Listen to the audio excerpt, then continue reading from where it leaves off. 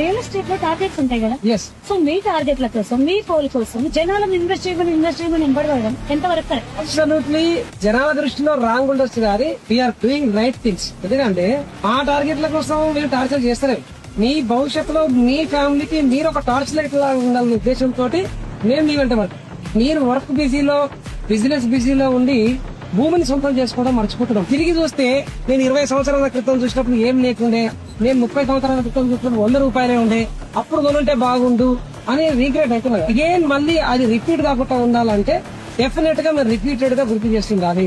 So అందుకు మా work చేస్తున్నాం తప్ప మిమ్మల్ని ఎవరిని టార్చర్ పెట్టడానికి కాదు, మిమ్మల్ని ఎవరిని ఇబ్బంది పెట్టడానికి కాదు, మీ ఇన్కమ్ ని క్రియేట్ చేయడానికి. ఎందుకంటే మన భారతదేశం విడిచిపెట్టి మిగతా దేశాల్లో వర్క్ చేస్తున్న ఎన్ఆర్ఐలు అందరికీ కూడా నేను చెప్పేది ఒకటే, మీరు మీ ఫ్యామిలీని సాక్రిఫైస్ చేసి, ఇష్టాన్ని సాక్రిఫైస్ చేసి, మీకు కావాల్సిన అన్ని కూడా సాక్రిఫైస్ చేసి మీరు వేరే దేశంలో డబ్బు కోసం పనిచేస్తారు. మీకోసం డబ్బు పనిచేయాలి అంటే డెఫినెట్ గా real estate is only the ultimate for everybody. Final గా నేను ఒకటే చెప్పాలనుకుంటున్నా, అంటే మనము చేసేది టార్చర్ కాదు, వాళ్ళు నిజంగా చెప్పేది రియల్ ఎస్టేట్ గురించి అర్థం చేసుకోగలిగితే సక్సెస్ కి టర్నింగ్ పాయింట్ గా ఉండే అవకాశం ఉంటుంది.